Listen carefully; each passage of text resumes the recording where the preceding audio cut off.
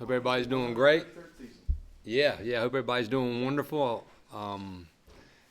Extremely excited that we're getting ready to start team. We got to get out there today. Obviously, team practice starts tomorrow. Guys been working. The fall in baseball is a long season. It's a lot different when you get back after the new year, and the window's shorter, so we get 3 weeks from tomorrow, and we'll be rolling them out there. 3 weeks from now, college baseball season will start, and we couldn't be more excited. It feels like expectations really heightened after last season's late run. Yeah, definitely, and we want those expectations. We were talking about it the other day, that you want to coach somewhere where you have those expectations, and when you coach at the University of North Carolina, every sport has those expectations. We had those expectations last year. Everybody else just didn't. That was motivation for us. So I reminded our guys, whatever rankings, all that stuff, they are what they are. We don't really look at them too much. They're more for the fans, and to get them excited, we know what we need to do, and it's the same thing every year. You just gotta work hard and get a little bit better every day. You talked a lot about kind of focusing on the present pitch, not looking ahead, not looking behind. But how much did last season, getting as close as you did to Omaha, maybe shape the way that you all and maybe the players approach the off season?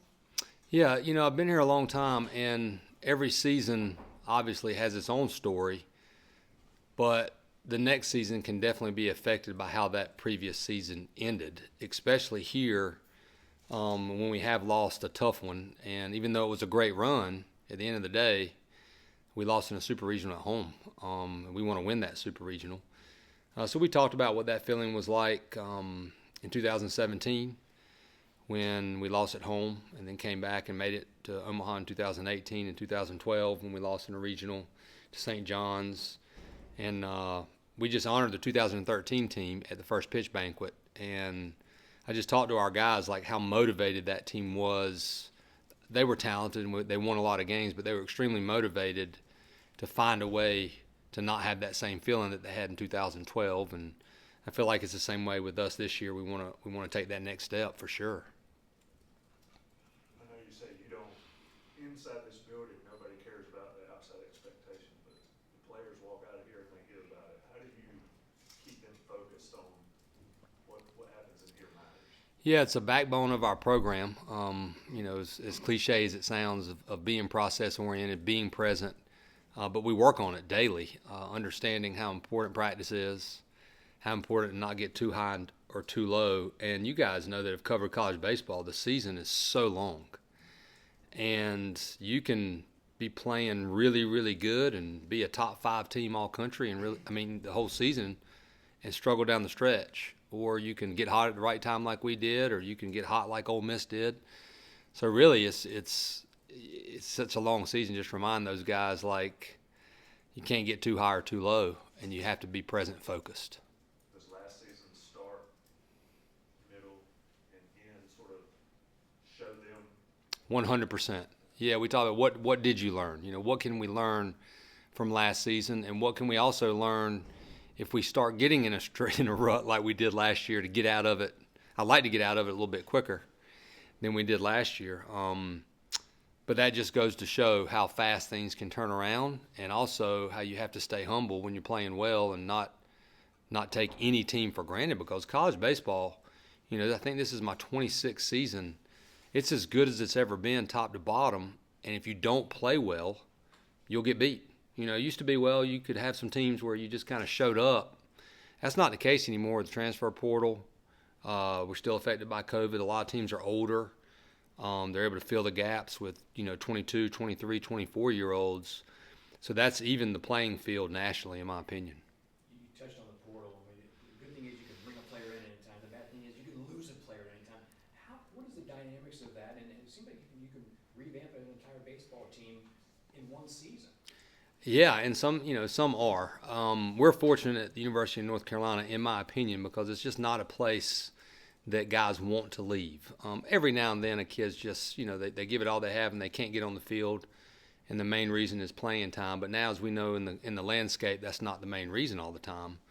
But I feel good about, our culture and our guys know the value of the Carolina degree, combining that with the opportunity, to get to Omaha. We feel like every year we should have the ability and the talent to get to Omaha. But I'm honest with them too. Like, if you don't want to be at the University of North Carolina, I guess that I don't know how else to say it is. I'm so proud of this place that if you don't want to be here, go somewhere else. Have you ever had an off season where you've brought in 19 players, including 12 pitchers? It seems like a huge influx of talent. You know what? I probably have.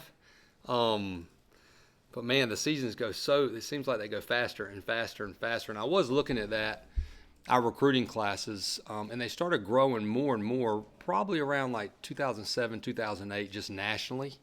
And now add in the transfer portal. I think that's going to make the numbers a little bit higher. But you're always recruiting based on needs, and you'd rather have too many good players than not enough. And the unique thing about college baseball is we're all battling the draft. And you don't truly know what that roster is going to be until that last signing day, whenever it is. I don't remember when it was this past summer, but we didn't know. You don't know. And if there's a good player out there and you have a chance to get them, you get them. And then if you get lucky and you get an Alberto Osuna back and you get a Matt Horvath back, that's not a bad thing. That's a good thing. When you lose leaders like Angel and Danny, who had been here played under Coach Fox, who have you seen sort of step up to be in that leadership role just initially? Yeah, both those guys, they did a good job because they weren't leaders when they got here. And that's the neat thing about UNC. They learned it from somebody else. A lot. When Danny was a freshman in 2019, there were a lot of guys that were leaders on that team, from Michael Bush to Austin Bergner to Tyler Baum, you name it. But I would say the guy that really sticks out to me positionally is Matt Horvath. I think he's really learned how to lead. He led by example, but now he's learning how to lead by running the locker room and speaking up when he needs to speak up. And, we have 2 fifth-year guys in Nick Pry and Will Sandy on the pitching staff, which is a big luxury for me because they've been here and they've seen a lot. Do you think Mac is extra motivated this year because he had to miss the last game? Yeah, no doubt about it. That was a tough break for him, and for us. Obviously, nothing like getting a phone call in the middle of the night that your leading RBI potential guy's out. And what do you have, 18 home runs or something at the time? And but yeah, he definitely is. And Mac's biggest motivation, though, is to win. He's going to be a pro. He's going to play. I think he's going to play in the major leagues. But when you get guys like that trumps the other stuff, you have a chance to have a really good locker room. You talked about kind of outside expectations for the team, but there's also a lot on Vance Honeycutt after he did his freshman season. And where have you seen him improve in the offseason? It seems a little crazy from an outside to think that he could even take it to a next level. Yeah. Anytime you have that type of year, you're going to be talked about, and you're going to have those expectations. To give Vance credit, he's a worker. I feel like he's an even better player. That doesn't mean in baseball your numbers on paper will end up being the same, because numbers can be a little bit misleading. But at the end of the day, I feel like Vance is stronger. I feel like he's faster. I feel like he's a smarter player. And the good thing for Vance is he's surrounded by some other really good players, so that takes some of the pressure off him. He just happens to get the extra attention because he hit 25 home runs and stole 29 bases, I believe. So, I'm just thankful he's on our team and has those expectations, and because I wouldn't want to be playing against him. Do you talk to him about the hype and all the outside noise at all, or is it kind of just let him handle it? I do try to talk to kids early on and just say, okay, it is what it is. And the most important trait for those guys that have that is humility. And we talk about it as a team, that you can be humble and you can be confident. But as soon as you lose that humility, we have a saying in our locker room, what's coming, and that's a big old piece of humble pie. So it's okay to be good. It's okay to play confident, but you also have to know, like, hey, you've never arrived, because that you have to keep working to continue to get better and to help our team win. Advances like that. But we did talk about it. We said, hey, man, now you got to know, okay, you have to learn how to walk. You have to learn how to look at the ball more, because teams are going to pitch you more carefully. But I think that can be a big asset for us and for Vance, because when he learns to do that, it's like a double, because he can steal second base in one pitch. Who stands out among the new pitchers that join your program? Well, we got a lot, like you said, and I would say collectively the whole group stands out. I was a pitching coach here a long time, and our pitchers did a phenomenal job last year, but we still were never comfortable with our pitching depth from top to bottom, and we're more comfortable with it. Haven't played a single game, so obviously that's preseason. But I feel like we have more options and a deeper level of talent on the mound. I don't want to necessarily leave anybody out, but some of the guys that did transfer in, Jake Knapp from Walter State, he's got a chance to be pretty special. We have the two-time Ivy League Pitcher of the Year in Kevin Acey. He can really pitch, and he reminds me a lot of Cooper Criswell with his skill set. Just fills up the zone, a really good slider, tough kid. We get Dalton Pence back, who we were counting on heavily last year, but unfortunately he had an injury as a freshman. And, he had to miss last season, and he was the Coastal Plain League Pitcher of the Year. He was able to pitch this summer. He's got a chance to make it in our rotation. And then a bunch of other guys that I feel pretty good about. Matty Mathias stands out, a freshman from Greenville, North Carolina. So I'm excited to see how that shakes out and how we figure out exactly who's going to be the starters and who's going to be the back end guys, because obviously losing Palermo at the back end is something we have to figure out as quick as we can, but sometimes that takes a little bit of time. But Max, I assume will be at the top of the rotation. Yeah, I mean, right now he's a big game pitcher, and he got better, as you all saw. What we've challenged Max with is you got to pitch deeper into games if you're going to pitch for us on Friday. 5 innings is great, but we need 7 innings, and he's worked hard to get in better shape. But he's got what it takes, and we saw that at the end when he started on Tuesday against Clemson. He started against NC State. His stuff started to play up. But he also has some guys nipping on his heels, and that's what you want. That's what we have when Alex White was our Friday guy, Adam Warren, Matt Harvey.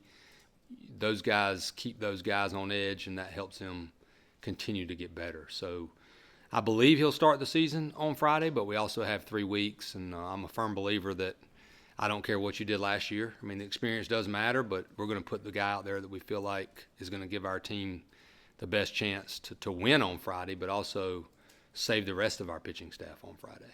The ACC look to be as good as ever this year? I think, yeah, it's so strong. There's just no weak teams anymore.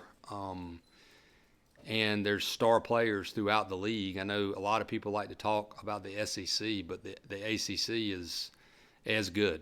And I'm excited. It's a gauntlet, but I'm excited to go through that gauntlet. I've always been asked about baseball recruiting. You mentioned that the MLB draft, how it affects your signing classes. How do you strategize recruiting, trying to get the best players, but also understanding that the best players may get drafted and never go to college? Like, what's that like from a strategy when you're sending out offers and taking the commitments? Lose a lot of sleep. Because the trick is, when we first got here, I came as a volunteer with Coach Fox, and we kind of passed on some kids in the recruiting because we thought they were not going to college. They were signing pro. They were too good. Well, the next thing you know, they go to school, and they're beating you. So we flipped that philosophy, and we just said, okay, if a kid's good, no matter how good he is, we're going to try to get him committed to the University of North Carolina. If we lose him to the draft, that's a stinker, but we do know that if he goes to school, where he's going. So that's where we start. We try to get the most talented kid. We don't care if he's the number 1 ranked player in the country, because, there are some guys that sometimes will end up at college, like a Matt Harvey or an Andrew Miller or Alex White. So that's where we start. And then you realize, okay, as it moves along, you try to track it. You try to keep up with it in the spring. And if a guy looks like he's that good and he's going to be picked that high, then you try to fill that gap with either another player or now maybe a transfer. And we started doing that more probably in 17 with some junior college kids, and we've had a lot of success with those JUCO kids. You look at a guy like Alberto Suna, who we brought in like, hey, maybe this kid can help us a little bit, and he ends up hitting 20 home runs and driving in 60 maybe.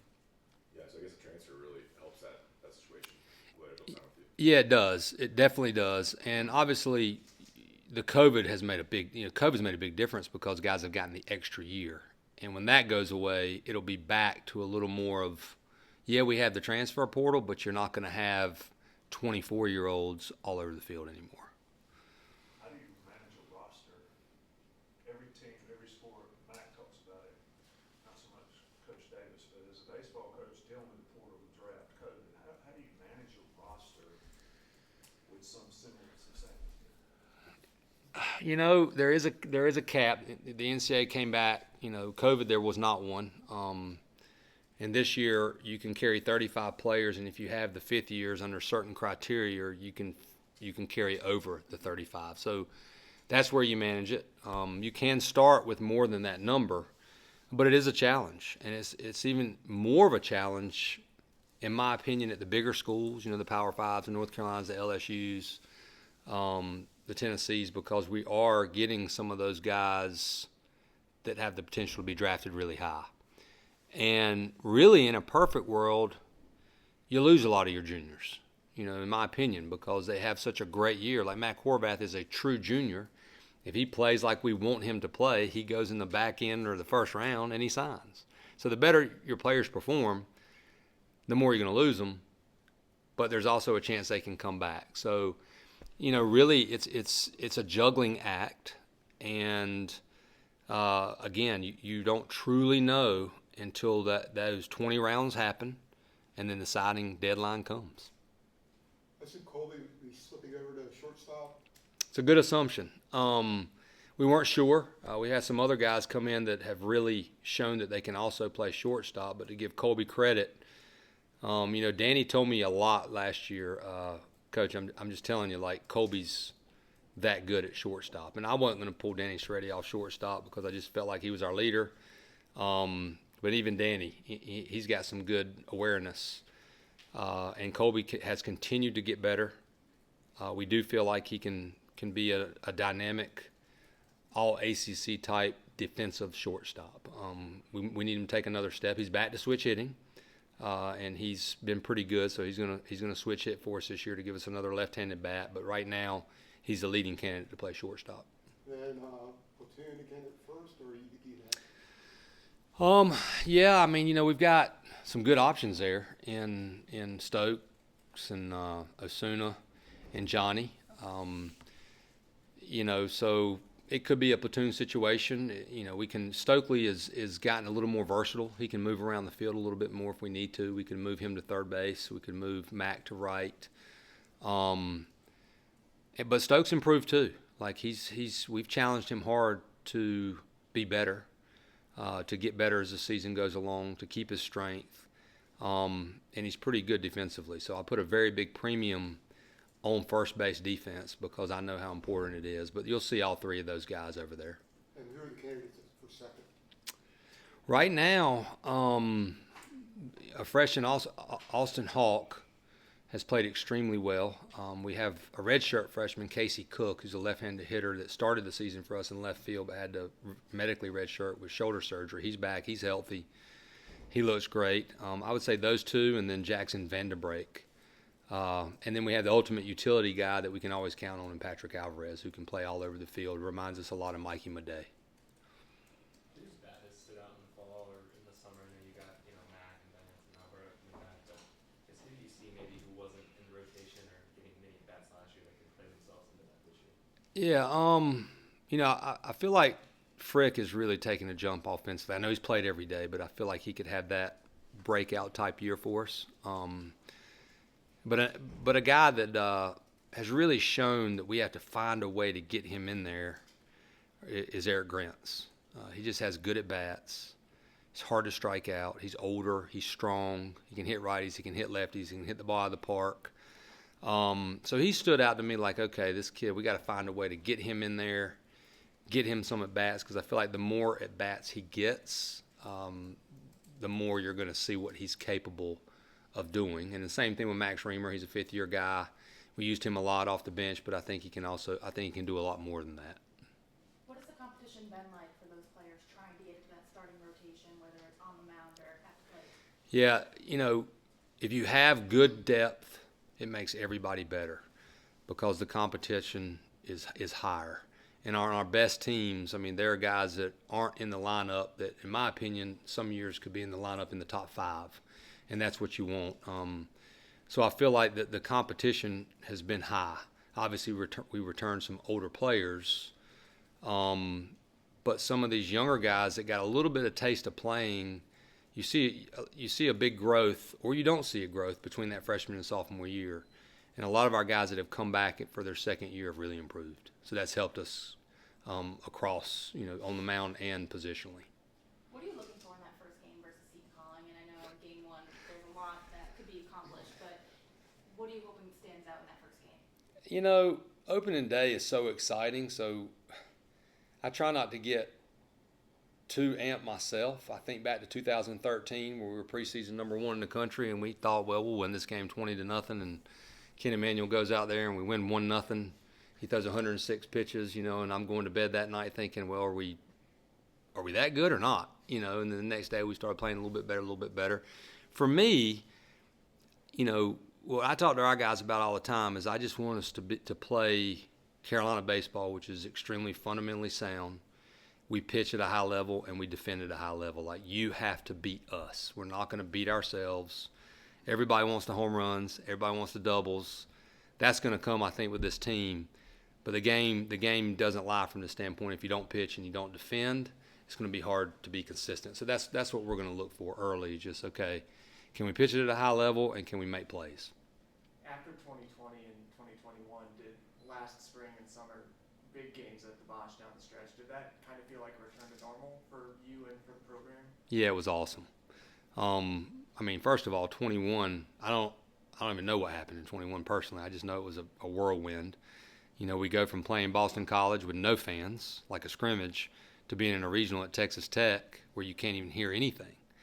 And then last year, it felt we had some of that normalcy, and then the postseason at the Bosh, and it was as loud as I've heard it, and I just thought it was awesome. First pitch banquet the other night, it's starting to feel like it was before COVID, and that's a good feeling, especially for these guys, because that's been a tough deal on them. We've had alcohol sales in Boshamer for 2 years now, 2 seasons, 2 season sample size. Yeah. Have you noticed a difference in the fan base compared to the previous? Is that a trick question? Just thought I'd get a little loose here. Yeah, found out today we have a new beer garden or something. Somebody tells me that today. The Modelo Beer Garden.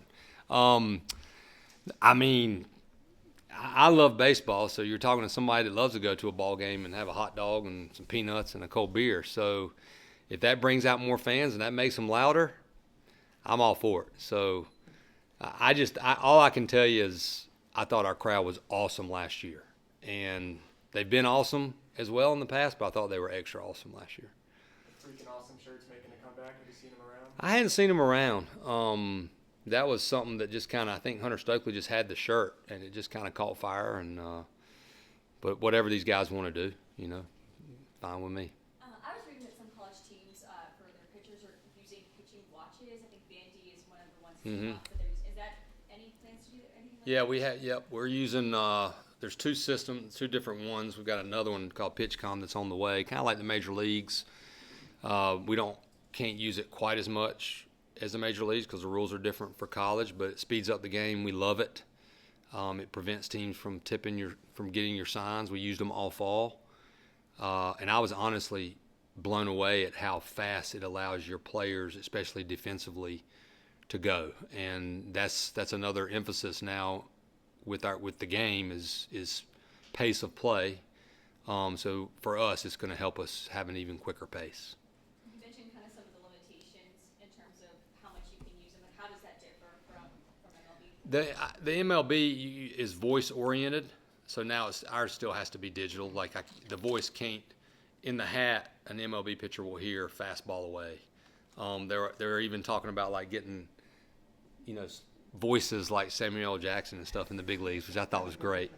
So eventually we'll probably go to that too. But right now it vibrates, it does some different things, but basically it just says, fastball away right there in digital. The catcher sees it and they throw it. So there's no signs, there's no exchange, and it's quick. You've got a lot of questions about this, but just want to ask what we think the outfield is going to be looking like. Okay. Yeah. Obviously, I think we know he's going to play center, and we hope he'll stay healthy all year. Left field's, Max Reamer's shown that he can definitely play it. He actually reminds me a lot of a kid that played here in '06 and had a great year for us, Jay Cox, way back. He's not going to be like a glamorous outfielder, but he's going to make the routine play, and I think he's got a chance to hit a little bit. Casey Cook has shown versatility that he can play right, left, second.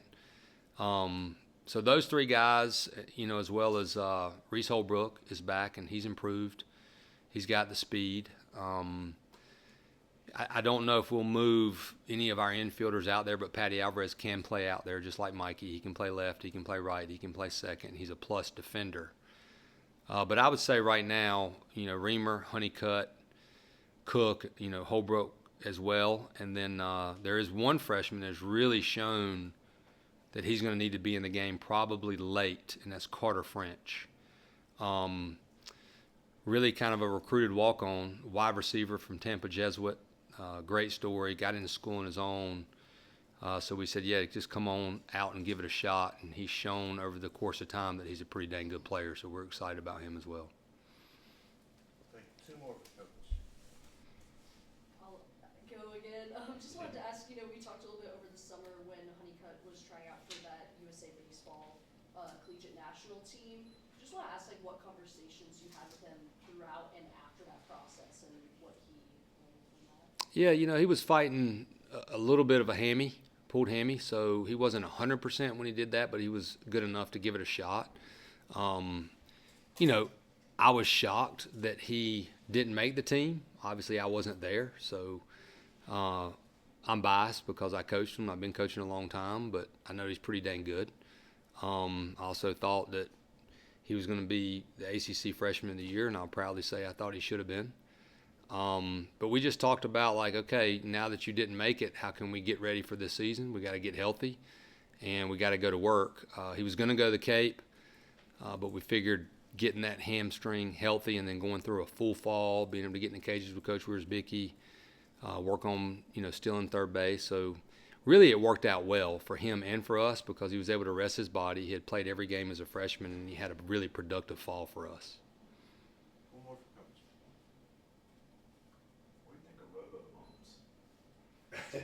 The strikes on deal. I know it's not a college thing, but as a baseball guy. That's a great question. I've talked to some of our pro guys that had it in the minor leagues, and they hated it. I don't know what to think about it, honestly, because I just want the call to be right. And, if they get to where the game's more consistent and the calls are better and balls are balls and strikes are strikes, it won't bother me at all. So I'll try not to go too deep into that. No more learning specific umps. Yeah, I don't want to talk too much about umpires today.